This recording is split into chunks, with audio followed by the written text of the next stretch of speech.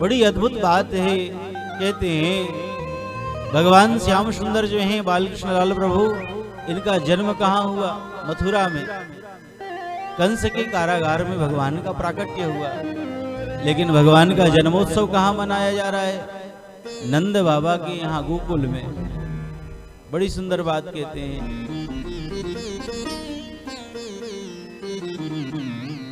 Then चाहे करतार जिन्हें सुख, कौन रहीम सके तेहि टारे। उद्यम को करो न करो, धन आवत है बिना हाथ पसारे। देव हंसे पुनि आपस में, विधि के पर पंच न जाहि निहारे। बेटा भयो वसुदेव के धाम, और दुंदुभि बाजत नंद के द्वारे। बेटा भयो वसुदेव के धाम, और दुंदुभि बाजत नंद के द्वारे। भगवान जिसको सुख देना चाहें, भगवान जिसको आनंद देना चाहें, उसको जीवन में दुख कौन दे सकता है? भगवान की लीला परम विचित्री है। बेटा भयो वसुदेव के धाम, और दुंदुभि बाजत नंद के द्वारे। नंद बाबा के द्वार पर बधाइयां हो रही हैं, आनंद उत्सव महोत्सव चल रहा है। सारे ब्रजवासी नंद बाबा के भवन में उपस्थित हैं, गोपांगनाएं गोपियां उपस्थित हैं। और नंद बाबा ने बड़े भाव से, बड़े विशाल मन से नंद बाबा ने भगवान बालकृष्ण लाल प्रभु का जन्मोत्सव मनाया है। सुखदेव जी महाराज कहते हैं, नंदस्पात्मज उत्पन्ने, जाता ह्लादो महामना। आहूय विप्रान् वेदज्ञान, स्नातः सुचिरलंकृतः। नंदस्त्वात्मज उत्पन्ने, जाता लादो महामना। नंद बाबा के यहाँ आत्मज पुत्र उत्पन्न हुआ। यह देख करके नंद बाबा को परम आह्लाद हुआ है, परम प्रसन्नता हुई। और महाराज इतनी प्रसन्नता हुई कि नंद बाबा जो हैं वह महान मन वाले हो गए।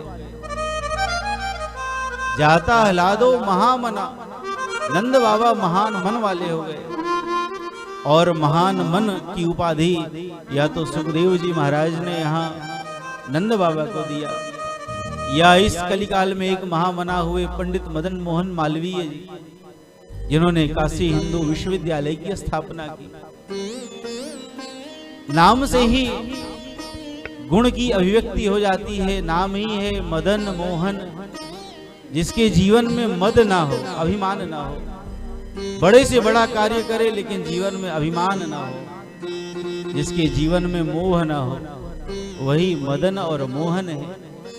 और जिसके जीवन में यह दोनों नहीं होगा, अभिमान नहीं होगा और मोह नहीं होगा, वही महान मन वाला बन सकता है। उसी के द्वारा समाज में बड़े से बड़ा कार्य संपादित हो सकता है। आज नंद बाबा जो हैं वह महान मन वाले हो गए। और नंद बाबा ने ब्राह्मणों को बुला करके भगवान बालकृष्ण लाल प्रभु का मंगल जात कर्म संस्कार कराया है। वाचयित्वा स्वस्त्ययनम जात कर्मात्मजस्य वै, कारयामास विधिवत पितृदेवार्चनम तथा। ब्राह्मणों को बुला करके स्वस्ति वाचन कराया है, जात कर्म इत्यादि संस्कार कराया, विधिवत देव पूजन किया, पितृ पूजन किया। हमारे यहाँ प्रत्येक संस्कार में, प्रत्येक उत्सव में सबसे पहले पितरों की पूजा की जाती है। आज के समय में समाज में लोगों के दुखी होने का एक बहुत बड़ा कारण यह भी है कि लोग पितृ पूजन नहीं करते हैं, पितरों की पूजा नहीं करते हैं। कोई भी घर में संस्कार हो, चाहे शादी हो, विवाह हो, मुंडन हो, कोई भी संस्कार हो, हर संस्कार में सबसे पहले नांदीमुख श्राद्ध होता है, जो पितरों के निमित्त होता है और पितरों का पूजन किया जाता है। शास्त्र कहता है कि अगर हम देव पूजन नहीं करेंगे तो देवता हमारे रुष्ट नहीं होंगे, लेकिन अगर हम पितरों का पूजन नहीं करते हैं और हमारे पितृ हमसे रुष्ट हो जाते हैं तो अपने कुल के रक्त का ही पान करते हैं पितृगण। नाना प्रकार के कष्ट, नाना प्रकार के दुख जीवन में आते हैं। नंद बाबा ने पितरों का पूजन किया है, देवताओं का पूजन किया, और महाराज 7 विशाल तिल के पहाड़ बना करके स्वर्ण के पत्रों से उसको ढक करके और ब्राह्मणों को दान किया है। नंद बाबा ने 2 लाख गायों का दान किया। पहले हम चर्चा कर रहे थे दूसरे दिन की कथा में कि जन्म होने के बाद जब तक नालक छेदन संस्कार नहीं होता तो उसके मध्य का जो समय होता है वह बड़ा पवित्र होता है। उस समय में जो भी दान पुण्य किया जाता है उसका अनंत पुण्य प्राप्त होता है। तो ऐसे ही पुनीत वेला में नंद बाबा ने ब्राह्मणों को खूब दान किया।